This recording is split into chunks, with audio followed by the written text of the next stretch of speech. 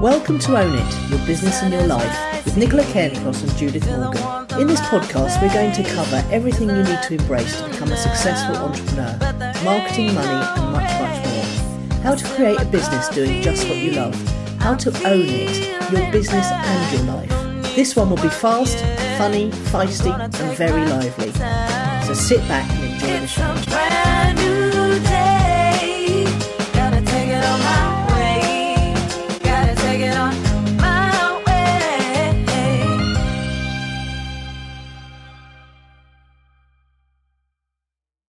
Just to let you know, we are live on Facebook. Just for a little while, I thought it might be fun to do perhaps our first section where we just talk about the week and put it on Facebook. And I've had a bit of a lively morning on social media this morning. But you tell us about your week first. I'm off work, so Yeah. this is not going to be a very riveting section because I'm not working. I'm off work because I kind of hoped I would be moving house this week, but that's all taking longer than we thought. So I'm using the time to get rid of the stuff I don't use and won't miss, even if a sale doesn't occur. It's very unlikely that a sale won't occur because my buyer was here with her tape measure on Saturday and her best mate, but you never know. And I'm doing all of this against the advice of a friend who thinks I might end up living in an empty flat. But anyway, I'm doing it anyway. And the other thing that happened this week was that I did a pay what you want session where somebody wanted to pick my brains about being a podcaster. Oh, you are now a podcast expert. I know, I'm a podcast expert, yes. And more exciting still, I went to a party over the weekend, which I'll tell you more about in a minute. But a boy I've known all my life, I'm 61, he's 60, and you probably don't remember this, but he stood up at the table I was sitting at on my 50th birthday and fought with my other longest standing friend about who'd known me the longest. That's how long I've known him. I've known him since I was, not yet a teenager. Yeah. He's had a career in the media, and he's currently his current jobs. He's the chair of Audio Boom, which is the platform I've been using for doing my podcasting when I'm not with you.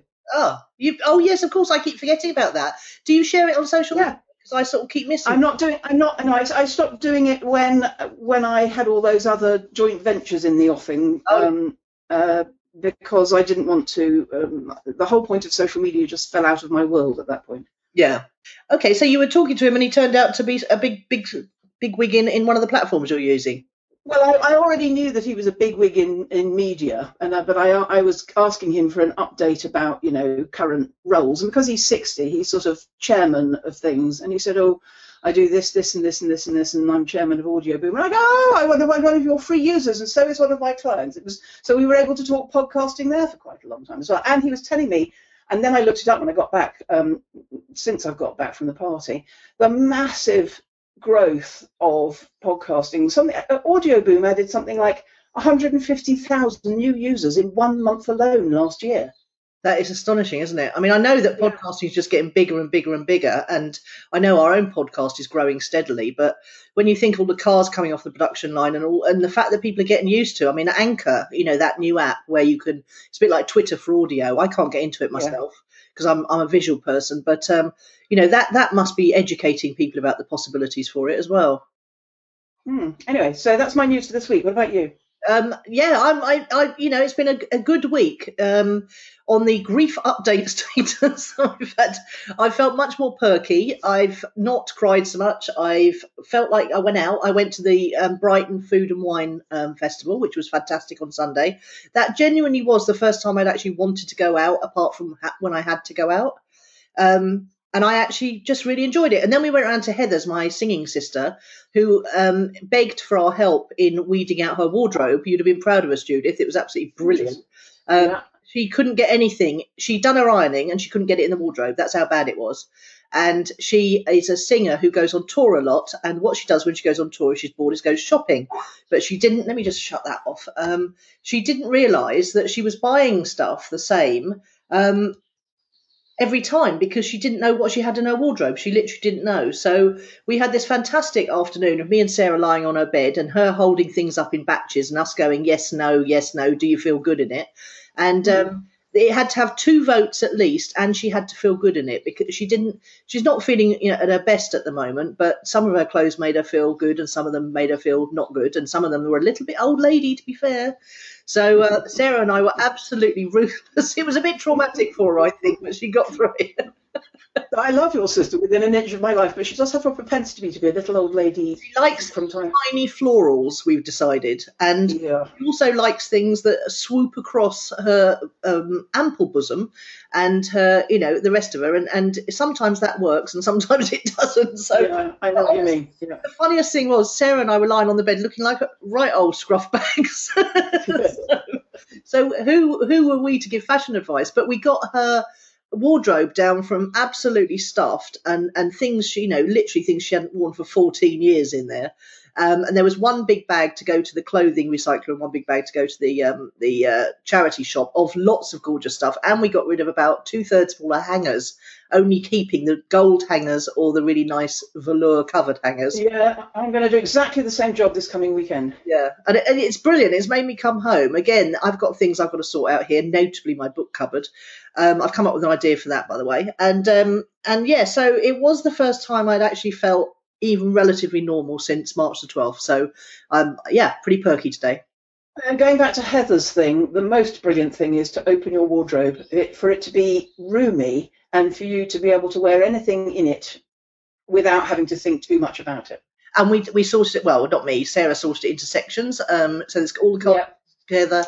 She hasn't got more than 2 or 3 T-shirts of any colour or kind. We had to put everything into sections, then edit the sections.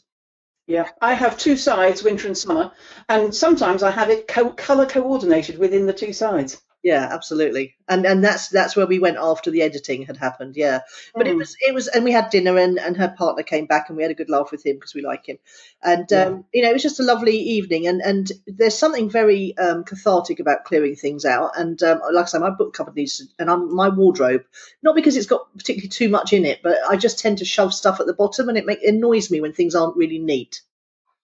And that's my strategy for the week clearing, so I'm having a cathartic week. Tell me about your book cupboard strategy, or you've saved that for later in the show. Yes, I'm going to save that for later in the show, I think.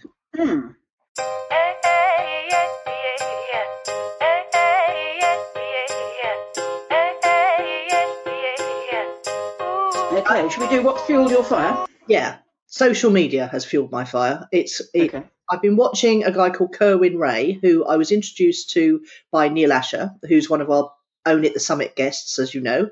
And when he first went to Australia, that was the guy he most wanted to get to know first. And he did that through social media. He got to know Kerwin. But Kerwin has now launched a year of social experiment. He's calling it the social experiment. I shared on my timeline on Facebook, on my page and my personal profile. And it's a video of Kerwin deciding to go big with social in his business. And it's got a clip of him standing up in a Gary Vee presentation saying that he'd made $11,000 from Snapchat in the first 6 weeks just by sharing lots and lots and lots of content, and then people coming from his Snapchat channel to his normal websites. And it's going to be fascinating. And he's getting a bit of stick for it because, some people are saying, oh, so what's new about a business going social or using social? We've all been doing it for years. But the point is that he's doing it as an experiment and he's tracking the results. And I think he's already convinced. He's good on Snapchat. Follow Kerwin Ray. That's Kerwin. How do you spell it? KEWWINRAE on Snapchat to see what he's up to. Or go and have a look on my Facebook page to see the social experiment. It must be KERWIN, isn't it? Yeah, sorry, I'm a bit rubbish at doing it unless I can see it. But yeah, the fact that he's got a big business and he's tracking what impact it's going to have on his bottom line. And lots of people, particularly in Australia and England, to be fair, and America, he's well known everywhere. So it can only be good for big businesses starting to realise how they really need to get more social. And that's inspired me to try and get more social myself. And that's why I'm doing the Facebook Live thing this morning for a little while. I've got an eyebrow makeover coming. Phoebe's going to make over my eyebrows and we're going to film it for her YouTube channel. And so all these little bits of kit are arriving. And did you know what the teenagers do where they take pictures of each stage of opening the boxes? Have you seen any of that? No. Well, if you go to Instagram, you'll see it. It's called a haul or a swag or something when all your shopping arrives from Amazon and you lay it all out on the table and take a picture of it. And then the other thing they do is when you get a new Apple gadget, you're supposed to film yourself unboxing it because of the excitement. But the brilliant thing that when I opened this box was there was a beautiful card inside, and it said snap and share. And it says, love your BB buy, snap and share your haul and safe selfies with us using hashtag BB Dare to Share. And for a chance to win a £100 BB voucher every week. Now, how clever is that? How many businesses could just put a little card in things that people have ordered and get them to share using a particular hashtag and for a chance to win a voucher? And I just thought that was genius marketing, absolutely genius. Here it is. Let's just show you on. It's all right. I'm going to put the video up on Facebook later on, so you'll know what I'm banging on about. And what about you then? What's fueled your fire? Quite the opposite. Rest and relaxation.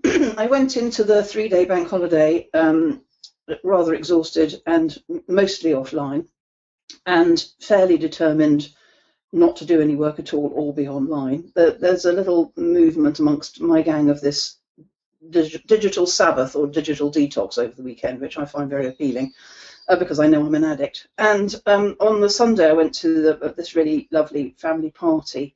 So I was completely offline for that because it's just in the garden with loads of people. My three favourite families in the whole world, my own, and two that I've been very close to all my life. As I was describing the guy just now, he's the head of one, and another boy at school with my brother, who was my mother's other son.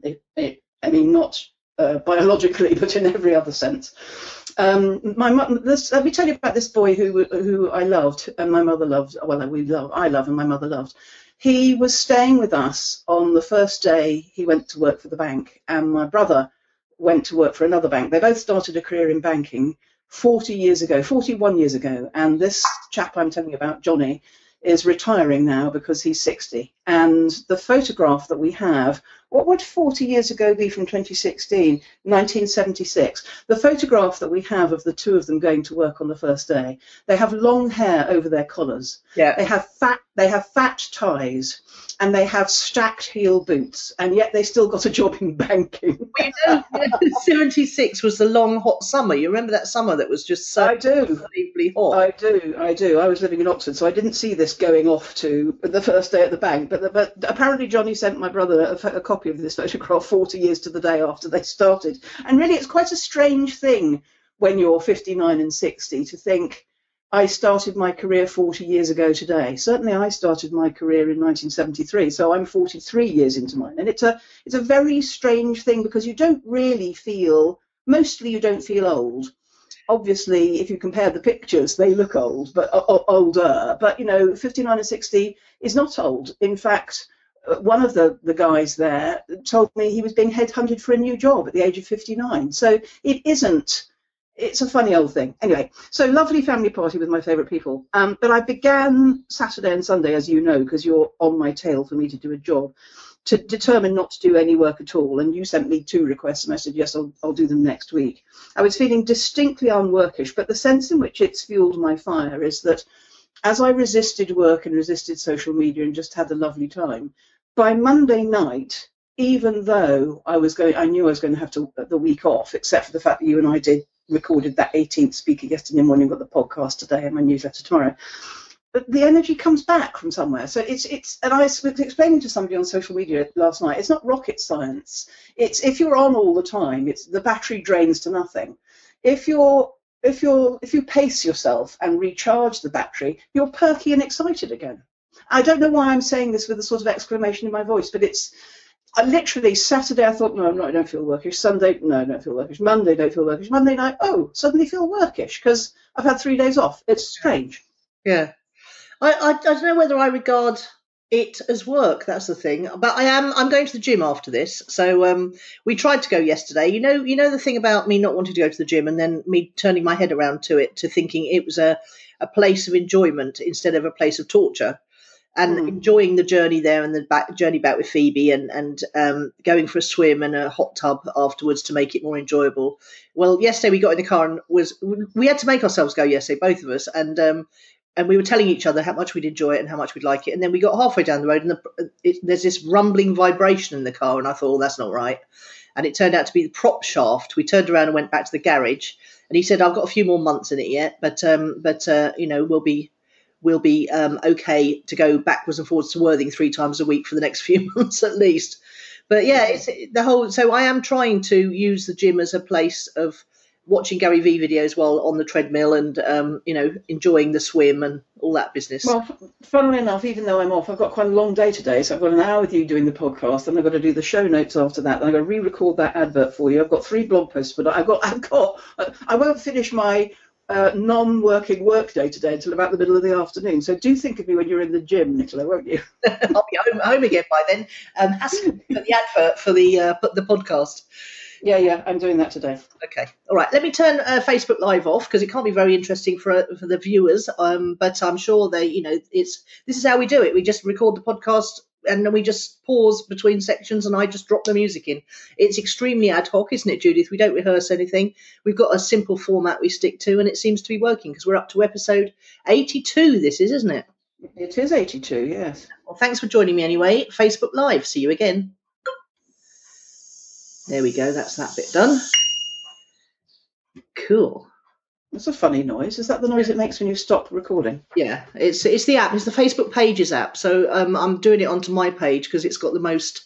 And honestly, you'd be just so astonished to hear. I mean, out of 3,200 likes, if I put up a printed thing or a picture or a bit of words or a meme or whatever, it gets to about, I don't know, 50, 60 people if I'm lucky. But if I put a video up, even if it's not very exciting, eventually it'll be seen by hundreds of those people who've liked my page.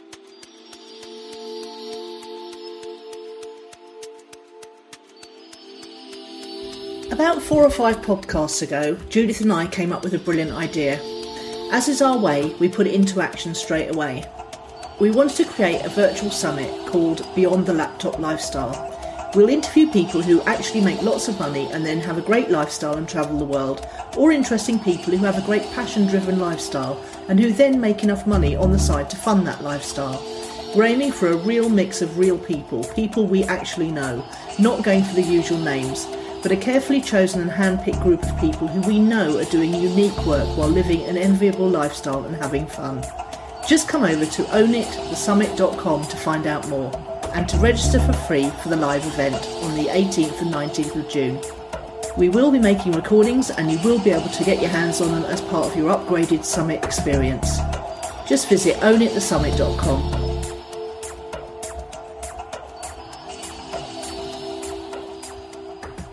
Fascinating. Anyway, cracking on with the show. The show, as Gary Vaynerchuk would say. Which bit's next? Client Challenge of the Week. Yeah, Client Challenge of the Week. And we're moving on with number 2 out of 28 strategies for business and personal success from Thomas Leonard's The Portable Coach. And I'd forgotten how gorgeous pure coaching materials are, as you're about to discover, because you and I think, and I suspect quite a lot of our listeners are going to be quite challenged by number 2. And it is a challenge, it's not an opportunity. I don't know. I'll let the listener decide, is this a challenge or an opportunity? Number 2, unhook yourself from the future. I'll just read this little synopsis. Focus on the now. Free yourself of the worries of tomorrow and yesterday. Always affirm, I'll focus completely on my family while I'm with them and totally on work while I'm there, i.e. not muddling the two. A smooth and secure present time orientation is the most effective way to attract a better future.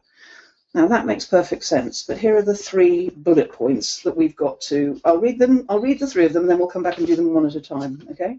Yeah. Number 1, give up a lifelong dream that hasn't been progressing well. Oh dear, I find that one quite depressing. 2, put all of your goals aside for 30 days and just do what you feel like doing each day.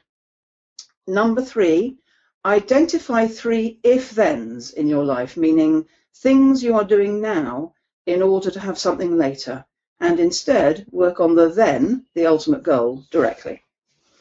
Okay, let's go back. Now let's go back before the 3 bullet points. And I'll talk to you as a mum because I'm working in this project with all of these mums now, much younger than you, but I knew you when your children were younger. I'll focus completely on my family while I'm with them and totally on work while I'm there. Do you think a mum can honestly do that? Oh, I wish I'd have learned that trick.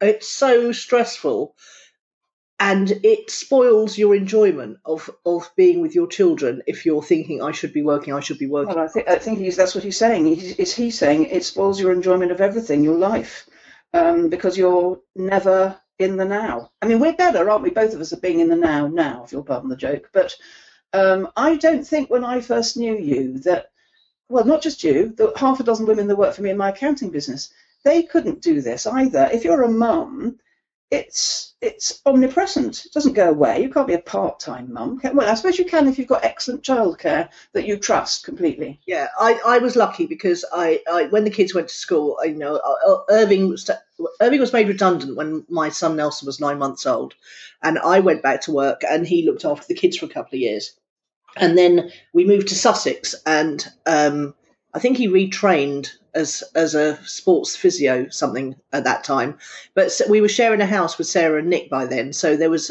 Sarah took a spell as a child carer for all of them.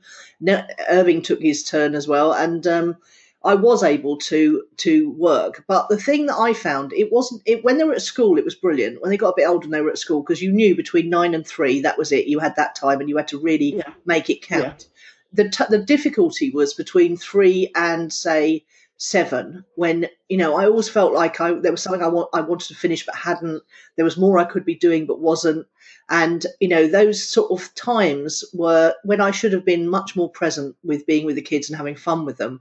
And also there were financial issues. There were financial worries at the time, and I always felt as a main earner that I should be working harder to make those financial issues go away. And it also put a strain on having treats and outings, because I didn't ever feel like we could afford them. So I don't remember, I do remember lots of good times, but I do remember that massive feeling of stress. And you're right, I wouldn't be like it now. I would be literally saying to myself, okay, when I walk away from that computer, I have to concentrate on the children.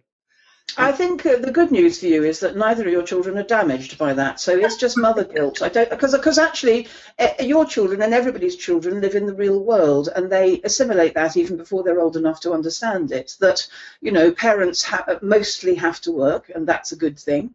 And there's a book one of my clients pointed out to me once. I can't remember what it's called exactly, but it's approximately that what makes mummy happy is a good thing for everybody. So if mummy or daddy have some sense of self-esteem and self-worth through the work they do or through anything else they do, that's good for the family. But I remember a therapist saying to me once, that everybody in your family, through osmosis, is aware of what's going on, whether it's said or not. And nobody's exempt from that. We all grow up with whatever the dynamic was, and it's real, and it should be. I mean, obviously we protect babies when they're little and small children and stuff, but nevertheless they pick up on what's going on. And in our world, that's financial pressures on both parents for childcare and income. Yeah, I mean, talking to mine, I felt guilty about it for years, and I've talked to them recently, and they genuinely cannot remember anything but happy times. And I think that was perhaps because all 4 of them were together as well. We shared a house with Sarah and Nick for a while, and our kids literally grew up together as if they were brothers and sisters. And I think they were so wrapped up in their own little kiddie world that they didn't even notice. Well, that's good. That's good, isn't it? It's a bit like children bounce. You can't damage them nearly as much as you think, which is good. Or rather, you can't damage them as much as you fear. I think that's good. Now, fed and loved. Indeed. Skipping on to our 3 bullet points, I think the first one is really quite challenging. It would be very challenging for me. I'm prepared to do it for the basis of this experiment. It's give up a lifelong dream that hasn't been progressing well. Well, we know what yours is. And it's more than about a decade in the making. And quite often I feel ridiculous talking about it because it's taken me so long to achieve it. Would I give up on it? I tell you the extent to which I am prepared to give up on it, despite the fact that I'm still planning. Well, tell us what it is first, for those who are new. Oh, well, it's going to live on an island in the Caribbean called St. Martin that I discovered in 2006, and which I think I'll probably achieve by Christmas this year. However, it has occurred to me often in the last decade when it didn't seem to be working, and there's no concrete evidence to say it's working now. It seems to me, because I'm about to be liberated from London, that there's a greater chance of me being able to be there. But that depends on quite a lot of factors that are still outside my control. Now, have I ever given up on it? No. I've thought about giving up on it. I think the degree to which I would be prepared to give up on it, even today, is, I would call it surrender, not giving up, i.e., if I'm supposed to be there, I'll be there. So I quite often agree with my clients that if we're struggling to make something happen, and I don't feel struggle's the precise word, but I think what do you think he was? Oh, I see. Unhook yourself. I was going to say, what do you think he was on about here? He's saying unhook yourself from the future. Give up on a lifelong dream that hasn't been progressing well. What he's saying there again is enjoy Wednesday, the 1st of June, which is the day we're recording this show. Enjoy today for today. Don't live your life in anticipation of your summer holidays or your eventual arrival on your dream island. Yeah, and the other thing is, I mean, I've had to give up on my dream because it's a nonsense now. You know, the whole thing about the laptop. I mean, just for anyone who's listening, I've always wanted to go and live in Stupa and buy a house specifically in Stupa that I owned myself, and that just seemed like forever far away. And then my cleaning lady Yvonne went with her mate and bought a house in Stupa, and it literally in the same block as the one that I was staying in when I fell in love with the place. And so now I don't need to buy my own house in Stupa. I can go and live in Yvonne's house whenever I want to. And, you know, her family aren't there. And there's plenty of other rental properties in Stupa. So I've had to unhook myself from this dream that I had of owning a place out there. But what it's done is it's made me think about visiting other places, because now I know that, you know, I can go there whenever I want to. Every holiday doesn't have to be taken in Stupa. I can go and explore the world a bit, which is quite nice, really. It's it is nice. Benefit. Yeah, there's another point there as well, which is about ownership. We don't need to own things in order to enjoy them. Very true, and the laptop lifestyle people are, you know, that we're interviewing for the summit are proving that, aren't they? They don't. Yeah, they are. But I proved it in 1990 something, where the first recession caused me to have 2 properties repossessed, and I went to live in the most beautiful house I've ever lived in my entire life, which had been featured in all of the property magazines. It was very, very old, and it had this wisteria growing all over it, and it overlooked not only Clapham Common, but a beautiful church on Clapham Common that I used to sing in. And it had it had a magnolia tree in the front garden, and if I was ever in the front garden, people would pass by. It was the sort of house that people would pass by and stop on the pavement and admire, and they'd say, "Oh, we love your house," and I'd go, "Thank you." I didn't even say, "It's not mine." I just enjoyed the fact that I was living in it and other people were admiring it. They and me were all appreciating the beauty of the house. And here's an interesting story. You remember Prunella Scales? Do you know who Prunella Scales is? She's married to, I forget his name, Edward, I forget. She's married to a big actor that played Henry VIII, and their son is Sam West. She's married to Timothy West, that's it, and their son is Sam West, who's a fantastic actor. And they were neighbours. And when the board went up for sale on this house, because my landlady was selling it, one day the doorbell rang, and I answered it, and Prunella Scales was standing there. And because she was famous, I regret this enormously, because she was famous and I was slightly overawed, and it was 20 years ago, so I didn't have the presence of mind and confidence that I now have. She just invited herself in to look round my house, which actually was rather rude and intrusive, and I should have said no and shut the door in her face. But anyway, the point of this story is I lived in a more beautiful house than I could ever hope to own, and I thoroughly enjoyed every moment of it. So I don't think ownership is crucial to anything, actually. No, and also, and it's, I think the British are particularly bad at wanting to own things, because often you can live in things so much cheaper, and you rent a gorgeous house or apartment for so much less than you would spend on on the mortgage for that, and it doesn't tie you to things, and also you don't have to do all the upkeep and maintenance on it. But Nicola, this is a very recent thing. When you say the British, it's only Mrs. Thatcher that brought that in when she sold all the council housing and encouraged it. So that only goes back to the 70s. It's a young thing in us. But you are right. The same culture does not exist, for instance, in other European countries. The Germans always rented and were perfectly happy with it. And so do the Portuguese, and especially people who live in cities. Those big apartment blocks in the European cities are owned by big, corporates or family money. For example, like with Duke of Westminster, he owns 90% of thing. But we buy leases here, whereas I don't think they do that in the European cities. They just rent the properties. It's fascinating. Yeah. What do you mean? What do you mean? It was about Mrs. Thatcher? Was she the one who's? No, well, it wasn't. It wasn't the British climate. No, nobody owned their own home in terms of the mass way that we do now until the 70s. They sold off all the council housing, so that meant that everybody who'd been born and brought up in a council house, who ostensibly had no hope of owning their own home at that point, got a great gift where they got it incredibly cheaply and below market value, and created some wealth, and then could sell that and go on to buy the house that they really wanted, quite often outside London in one of the home counties or something like that. And that happened across the nation. Now, this is big political scandals. We don't want to go into this because it means there's little or no social housing now. But it was the American dream of the house and the car and the white picket fence and all of that. It was the introduction into the UK of mass home ownership, and it's only 40 years old.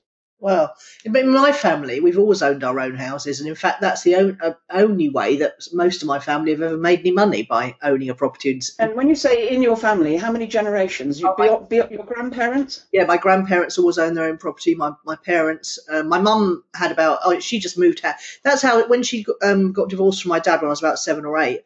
She rented somewhere with my stepfather, and within a year they bought something, and they bought and sold and did up, and that's how they. I mean, my parents are grandparents too, but I bet not much farther beyond that. And they were people that were movers and shakers. I think 100 years ago, my great grandparents owned quite a lot of Weymouth, but I think it was exceptional.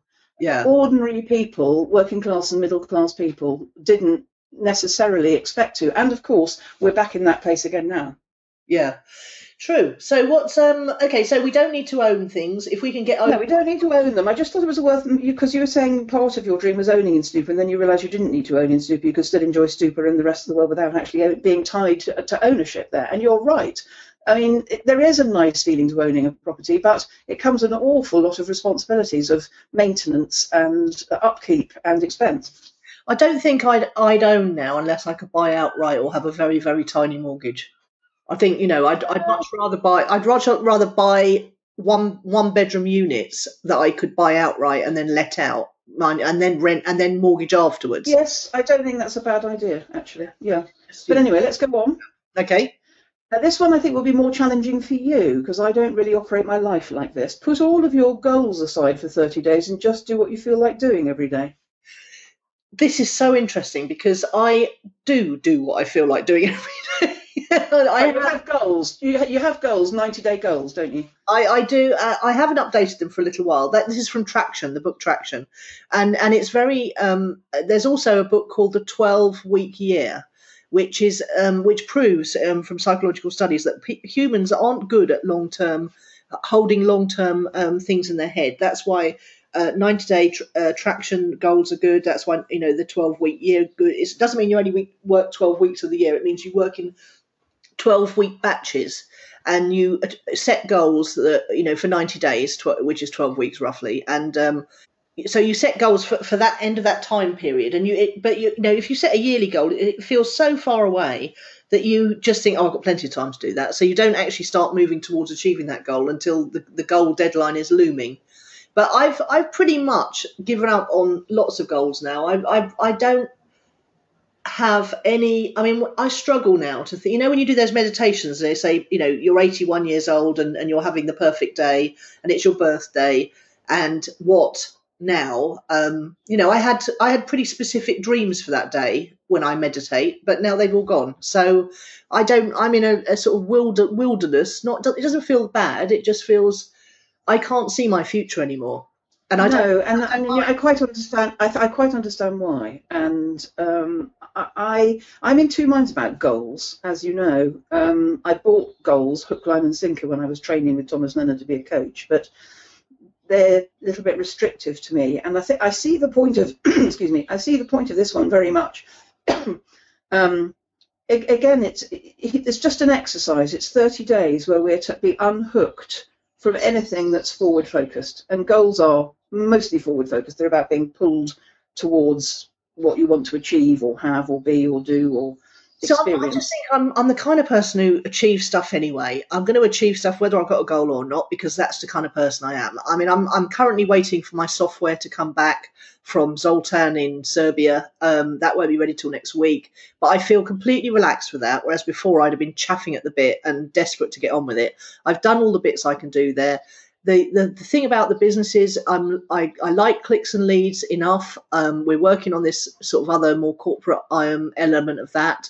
And there's nothing I can do right now to move any of that forward. And I feel quite remarkably, I was just thinking this morning, I feel able to just take Wednesday off and go to the gym, because there's nothing booked in my diary. I've done everything I need to move my limited amount of projects forward. And I feel quite relaxed about everything. And I know it'll happen if it's going to happen. And, I feel quite good. So interestingly, we're recording this on the 1st of June. I know the listeners won't hear it until the 8th, 9th. It's only a week. 11th, I think, 11th. So for you and I, we can start practicing this today, both of these today. Right, so number 3, here we go. Identify 3 if-thens in your life, meaning things you are doing now in order to have something later. And instead work on the ultimate goal directly. Now, this is something I do with my clients a lot, because new clients come and they say, well, I'm going to do this so I can do that. And I will say, why don't we just go straight and do that? People quite often have this circuitous route to things. I don't understand, so you're going to have to explain more. Okay. So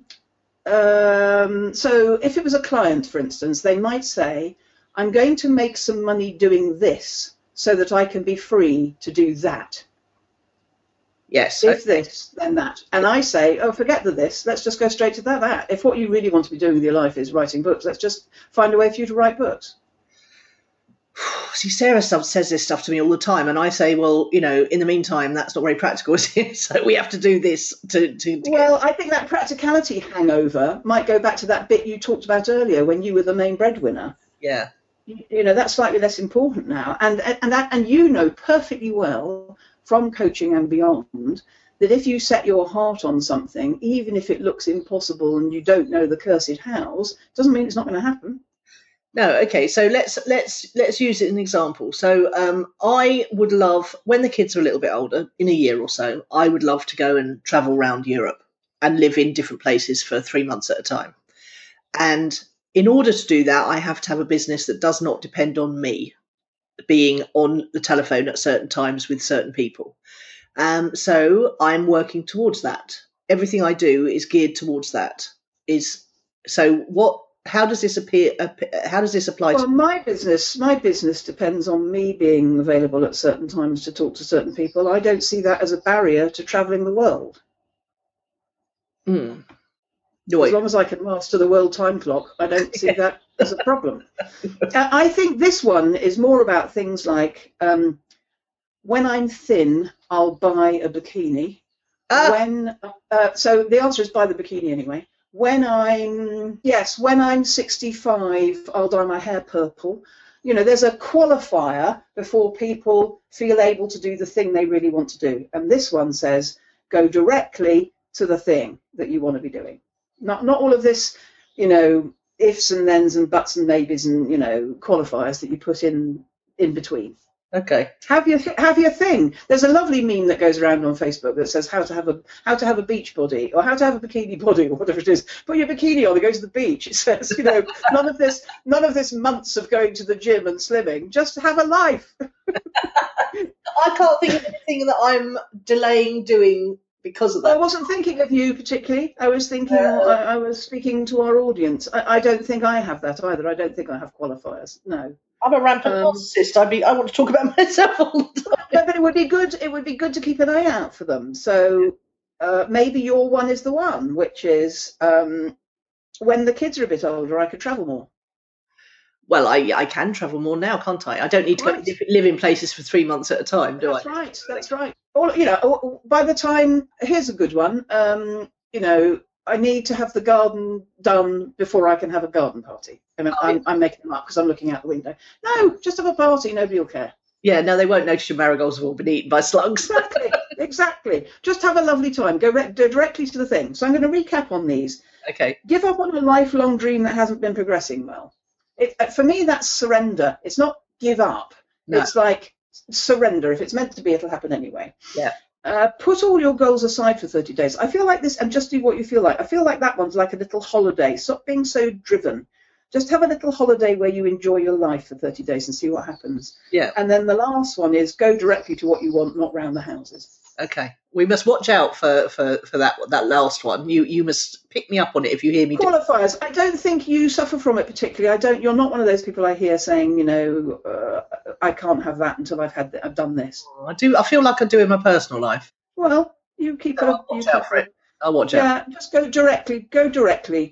I'm such a direct person, Nicola. I don't know how to be indirect. I don't know how to be subtle and go around the back for what I want. I just go straight up the middle and up the front and ask for it. Yeah. I'm enjoying these. I hope the listeners are, because it's given a whole new stream of things to talk about, hasn't it? I tell you, they are gorgeous and they're deeply testing. And funnily enough, next week's, I don't know that I'll do them all in order, but next week's one that prompted us on this, which is respond to every event. Okay, cool. No, nice. We're not going to spoil that one. Okay, so there we go. Listeners, was that a challenge or is that an opportunity? Yes, I think there was 3 opportunities disguised as challenges. Yeah. Unhook yourself from the future. That's today's clarion call. And just if you've just joined us for the first time, we're working our way through The Portable Coach by Thomas Leonard, who was the founder of coaching. And the book's hard to come by apparently, but there's a summary of it which you can go if you go back to episode last week, which was episode. Well, I can tell you now. Bestsummaries.com. Okay. The Portable Coach by Thomas J. Leonard. Yeah, very good. Right, what's the next section? Because I haven't got a prompt.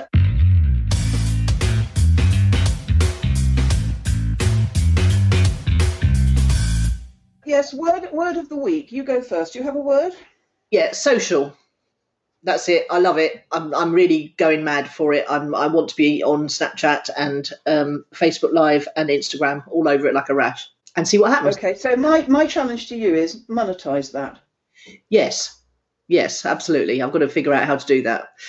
Well, actually, I think not how to do it, but what monetization result you want to have come out of that.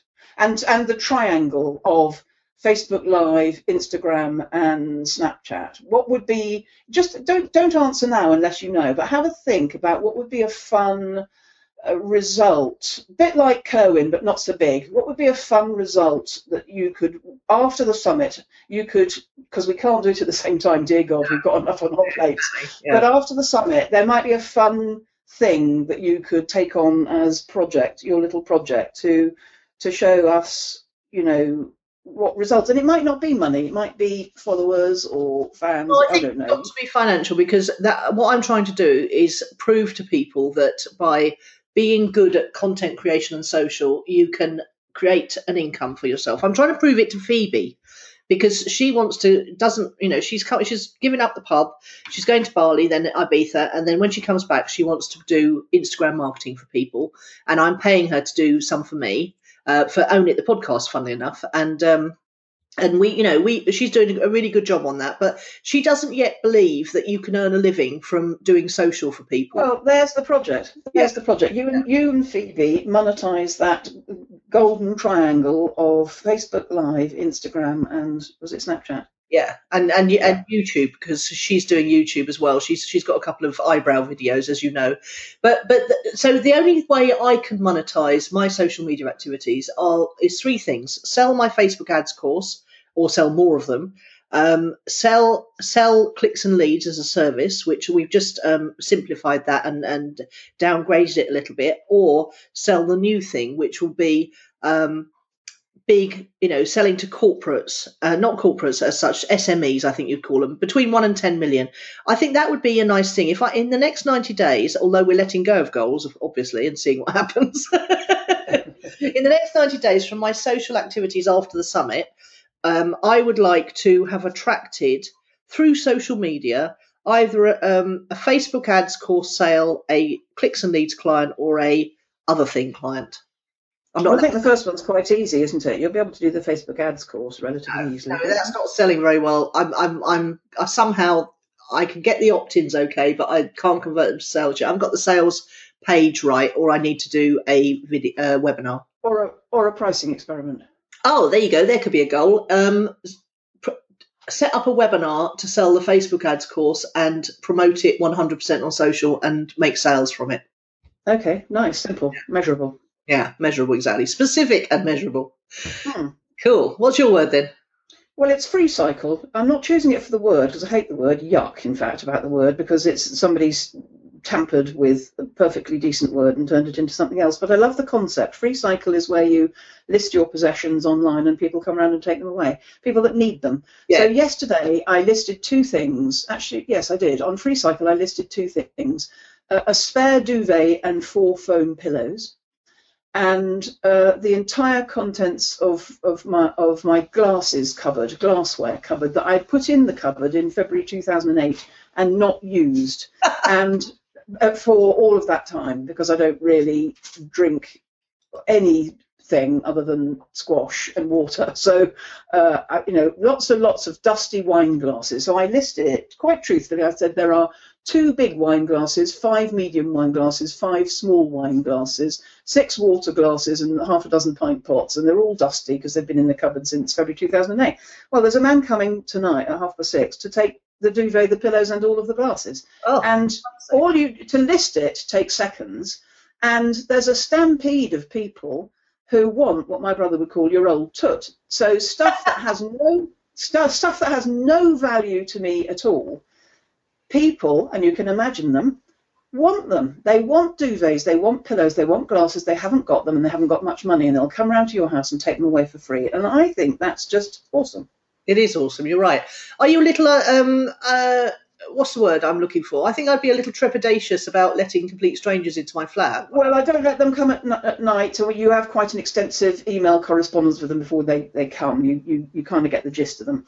I'm selling some things as well. There's a man coming at so I'm sell on Gumtree and you give away on Free Cycle. I've got somebody coming at 12:30 to pay me a tenner for an old blender, which is quite good. And I always put buyer must collect and buyer must bring packing materials. Well, the Chancellor who's coming for the blender said, was I ever in the Moorgate area? No, I don't go to Moorgate. I used to in the old days, but not anymore. If you want my blender, you come down here, mate. But anyway, free cycle is my word of the week, and not for the word, but for the concept.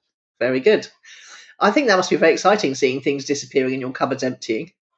Well, it is quite exciting, actually, because I could have done this before. And, I say almost every week on the podcast, I'm quite a minimalist and I don't have much stuff here. However, I could live even lighter than I do. I managed to persuade my brother over the weekend, when he was in a very good mood at the family party, to do a 2-point favour for me. One, put in his roof, of which he has gazillions of space in the house that he built himself, the few heirlooms that I own. So there's a beautiful chair that my granny left me, and a bowl and a plate of hers, and some black and white photographs of my family and various things like that I don't want to pay to store. And the 2-point thing was, would you put it in your roof? Yes. Would you come round and collect it? Because I'm not physically strong enough to put it in the car. And he said, yes, he's coming on the 17th of June to do both of those. How marvellous is that? Lovely. Yeah, always ask for favours. Yeah, lovely. I know. And he was delighted to do it as well. I think mainly because they are our family heirlooms, so he's going to store those. There's not very many of them, but I would like, they're all things that if and when I come back to the UK and set up a home again, I would like to have them in my home. Yeah. And funnily enough, I think after a decade of living without them, I probably won't give a toss about any of them. But you don't know, do you? Yeah, you don't. And at least they'll be well looked after, it is. Yeah.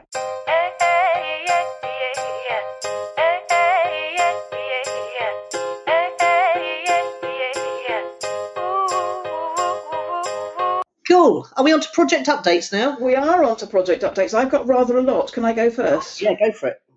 Okay, so we've recorded all 18 speakers. We've blogged about all 18 speakers, and I've scheduled all of them to do. I don't know if you had a look at that yet on our Trello, have you?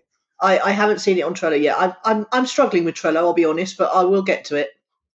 Oh, well, on the last 2 cards on the end, I've scheduled Saturday and Sunday, and you're going to put them on the website sooner rather than later, ideally, because then we can start pointing people at the schedule. Yeah. We've no longer got any need to worry about the thunderclappers. We're over 100. But on the 10th of June, we are going to ask all of our speakers to thunderclap for us, which we're hoping will increase the size of our thunderclap quite dramatically, and that's rather exciting, I think. I'm talking to all of the speakers about joining our affiliate scheme, and it's by no means a requirement. We're getting a sort of 50-50 take-up on that at the moment. Yeah. Some of them are asking me to send them links and copy, which I'm happy to do. For now, it's all about encouraging free attendees and sales of the recordings, and me talking to our affiliate team and our evergreen product, which we hope is going to be our sponsor for our podcast indefinitely. We had 3, you don't even know this yet, you only know about 2. We had 3 late blog entries for our competition. You've got to love this. The blog competition deadline was midnight last night, and I had 3 entries that came in at 9:41, 9:46 and 23:59. Who was that? I'm not going to name her name. I'm not going to name it. Suffice to say, all 3 of them are clients of mine. But anyway, it doesn't matter. They've done it. I'm going to have to get those up on the website today, and I've got to re-record one of the ads, as you know, and you've been on my coattails for that. So I've got a lot of podcast activities on. Now, you. I've had a difficult week on this, and I don't know why. I think because I've been completely wrapped up in something else. So the Trello reminders to do things are not working for me, because I've gone back to the spreadsheet, and that's working for me, where I can actually see it. I think it's because on Trello I can't see what's inside the cards. So unless the title of the card is self-explanatory, I don't tend to pay any attention to it. And this is interesting because it's all about project software that works for you. So I don't generally like spreadsheets, but when I look at... You can change the name of those cards, by the way, to suit you, if it was... I know that, but that sort of defeats the object, doesn't it? The idea was that I would outsource the planning of this and get it, as much of it done by someone else as possible. But what I've gone back to the spreadsheet, and what I'm doing with the spreadsheet is I'm just literally working. I've got days along the top, and I've got a name. I'm catching up on last week. So the people who didn't get promoted by me last week will get promoted by me this week, because I think that's only fair. And I had done quite a lot of social media promotion of the first week people over the first couple of weeks. So all of those first 6 people have been promoted by me, and then last week I didn't do anything, so now I'm catching up with this week and last week. And so if you see, I mean, you can see I'm sharing my screen with you. I find it much easier just to work down there and go, have I put James on my Facebook page yet? Have I put him on my Twitter? Have I put him on my blog? Have I done Facebook Live about him? Have I done Snapchat? And then just bold it when I've done it. So that's how I'm doing it now. So on the tech front, I've done quite a lot. Oh, well, I suppose I've done quite a lot. I've been backwards and forwardsing with Webinar Jam support, and they have said that the reason some of the people on iPads were not able to view the video was because they didn't have the latest version of the operating system. And I know that's true because I didn't have the latest version of the operating system. So we just need to do a quick 3-way test now with... in fact, we don't even need anyone else involved, because I can just open up my iPad, which now has the latest version. But can we really expect attendees of the summit to go and... Well, we can if we tell them in advance. We're going to have to send some advisory notes in advance saying, okay, if you want to attend this on, an important notice for iPad users. If you want to attend the summit live on 18th and 19th, you must update your iOS. We know this is true because we couldn't see it before we did it, and we could afterwards. So we've got to treat them like... I don't know, busy people that need several reminders. Yeah, okay, fine. So as long as you're happy with that, we're still good to go on GoToWebinar. And I tell you why I'm not especially worried about this. It's free. That's very true. You keep reminding me of that. It's free. If you'd like to attend for free, there's only one catch. You've got to update your iOS software on your iPhones and your iPads. That's very true. And we won't have much time on the day to tell them that, so we need to inform them in advance. A couple of times, Nicola, 2 or 3 times, I think. Yeah, we can do that. That's not a problem.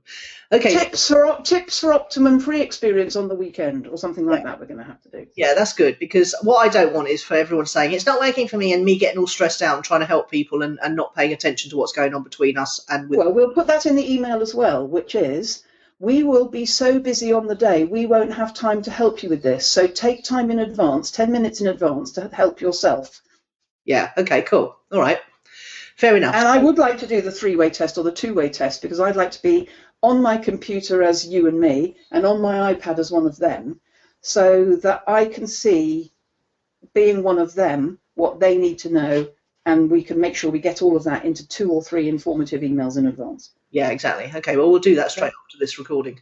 Right, so, it's all about the promotion now, isn't it? Because we've So can I do you a swap? Can I do you a swap? Can I swap the re-recording of the ad, which I'm going to do today, for you getting the schedule on the website? Yeah, okay. Thanks. Although yours only takes 5 minutes and mine's going to take about 2 hours. No, I don't think it will. I think it'll look lovely. I think it'll make the whole thing much more appealing when they can see who's on and when. Yeah, no, I agree with you, and that would be really good, because some people... And it's more sharing content for us as well. Look, the schedule's up. The only problem is with that is that won't it stop? Will people then pick and choose who they think they want to watch, and they won't be pleasantly surprised by people that they didn't think they wanted to watch? That's up to them. It's free. If they pay for it, they get the lot. Yeah. Okay. Good point. All right. Let's let them take responsibility for their free experience. Yeah. Okay. Right. And one more thing I need to do before you do that, I need to go into the file where you've got all the recordings, and I need to look at all the actual lengths of them, and I need to put that on the schedule to make sure my schedule still works. So I'll do that while you're at the gym. Okay. Cool.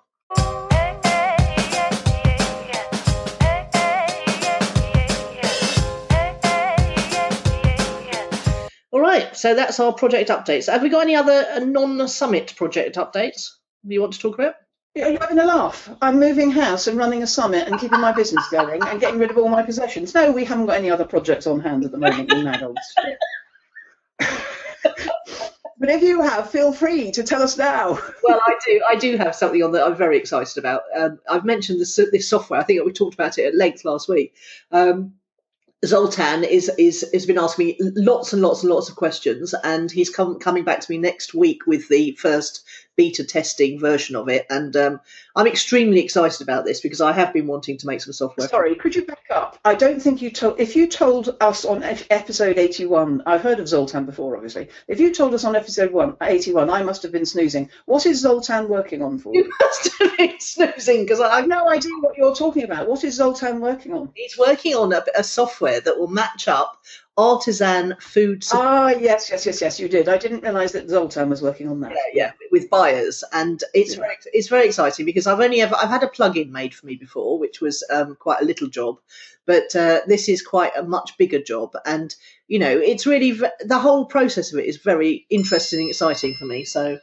And you put this with respect. You've got excited about this in the middle of our summit project, which is very exciting to me. So don't let your excitement for your new project threaten our combined excitement for our existing, please. No, and the reason that all of this is not threatening it is because it's out of my hands. What happens? I've got to wait for other people now. So yeah, good. That's good for at least 2 good. And we've only got 2 or 3 weeks, 2.5 weeks to sustain our enthusiasm. Actually, I'm going to sustain it for a lot longer because I see it as vital for the podcast in growing our audience and creating an income that we can do lots of things with, like Facebook ads or whatever we want to do. We can do so much more with the podcast if we create some income that we can spend money on it. Yeah, I totally agree. Good stuff. All right, so that's that. So who or what's impressed this week? Well, one element of our interview with number 18, Neil Stafford, yesterday morning, not only was his content unique, which people will hear about because he's the king of membership sites and he's been doing it for 13 years, no, 12 or 13 years, yes, before he left his day job in 2004.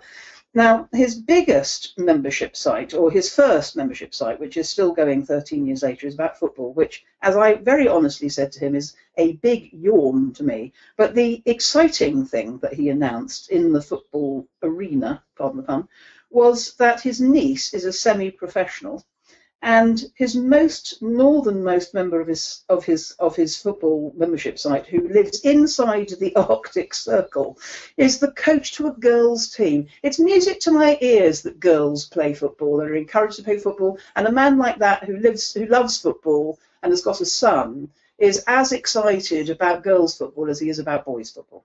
I didn't get the fact that he was excited about football at all. It was his partner who was coaching soccer teams, and I think Neil. Yeah, but he can still be. You can't be passionate about a business you're not passionate about. About something you're not passionate about. 13 years later. But my point is, he's a new man.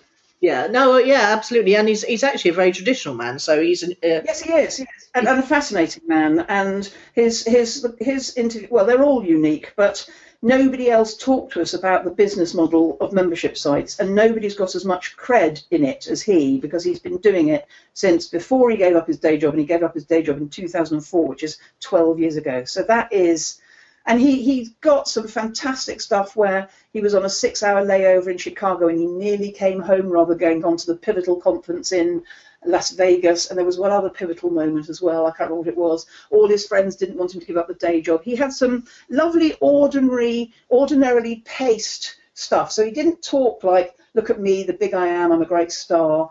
He was a ordinary-ish bloke who'd done extraordinary things. And that's very encouraging, because anybody listening could do what Neil Stafford had done if they do what Neil Stafford's done, if that makes sense. Yeah, absolutely. Yeah, I really enjoyed it as well. And I knew he was the person I knew we needed someone about membership sites, because they are such a brilliant recurring income for anyone who wants to. Yeah. I mean, you've got several membership groups on the go, haven't you, without having software? Yes. And he reminded me also, and I made this point to you yesterday, the thing that Sue O'Kell always says, which is it's her worldview that a continuity program which has a beginning, a middle and end sells better than an open-ended, endless membership site. But he has both. Yeah. Yeah, some things he sees as a year-long program or a 9-month program, and he sells it like that. Then it begins and it ends. And the football one just goes on forever. Yeah. Yes, very true. Right, what's impressed me this week is all those people who are getting onto Snapchat and sharing their lives and sharing their wisdom through Snapchat without any knowledge of how that's going to benefit their business. They've got a vague, and it does require commitment, because the Snapchat, you're basically trying to create a 24-hour storyline for your day, knowing that the last one will disappear, as 24 hours have passed. And it is a big commitment of concentration, because you have to try and think, what can I Snapchat? In fact, I went out the other night just because I needed to get my step count up a bit, because if I stay in the house, I only move about 1,000 steps. And so I needed to get my step count up. So I thought I'll go the long way round to the co-op. And I saw these amazing flowers, which I thought, I could Snapchat that would give me a little theme from a Snapchat. So I did that. And actually, by noticing the flowers as I walked to the co-op, it made me more in the moment. So I think there's a challenge in Snapchatting, in that you don't know if it's going to bring anything. So you don't know if it's going to work. You don't know if it's going to do anything. The other challenge is you've got to live your life normally without thinking I have to capture everything on Snapchat. And then you have to do everything within if it's a video, it has to be less than 10 seconds, and you have to be very concise. So all those people who, like Kerwin Ray, who's doing a great job, Dan Norris is doing a great job. I really enjoy the Merrymaker sisters, who we've got to know through interviewing them for the summit. I'll tell you who's doing a fantastic job on Snapchat, Matt Duggan. If you want to go and follow Matt Duggan, he's a friend of both of ours, isn't he, Judith? And we love him particularly because he was the only person, apart from thee and me and your family, to turn up to Steve's funeral. That we love him especially for that. Yeah, absolutely. But he is doing a great job. He's out and about. He's sharing his thoughts. He's not being boring. In fact, he's being very entertaining. He just is very, very funny. And so, yeah, all those people who are investing their time and effort into a social media platform they instinctively get is going to be important, but they can't quite work out how yet. So I tell you why Matt Duggan would be good at that, because of course we must remember that before he got into internet marketing, he was and still is an actor. Yeah, absolutely. But I don't believe that he's bringing anything actory to it. It's just it's a preparedness. It's a preparedness it's a way of looking at life. Yeah. And obviously Gary Vee's fantastic at it, but he's got a team, so it makes it easier for him. But the other person is Dan Knowlton, who I met down at Digital Kent, who I hope will be an acquaintance for life, because he's been a very good supporter of the summit. Dan Knowlton, has he? Well, he's someone. Yeah. He was one, and in fact, he did a Snapchat workshop at the conference I spoke at. So yeah, there are people out there doing great jobs, and I find I'm being very impressed by those people. It's inspired me. That's it. We're done. Very good. Okay, I will talk to you very soon. Enjoy the gym. No, not. Okay. Bye. Yeah. Bye.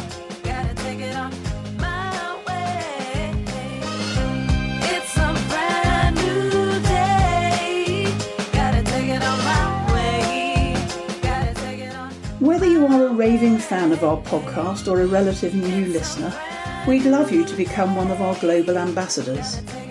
This is a secret Facebook group where we have fun and make money by asking you to share the inspirational speaker recordings from our 2016 summit, Beyond the Laptop Lifestyle. Share with your friends both online and off.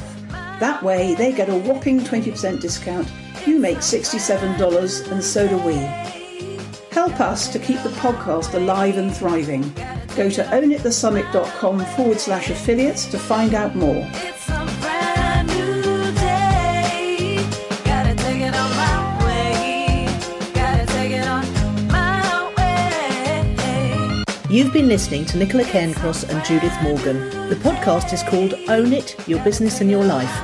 Do come and visit us at ownitthepodcast.com. We'd love to hear your feedback. You can find out more about Judith and visit her on her website at judithmorgan.com, and you can find Nicola at nicolacairncross.com.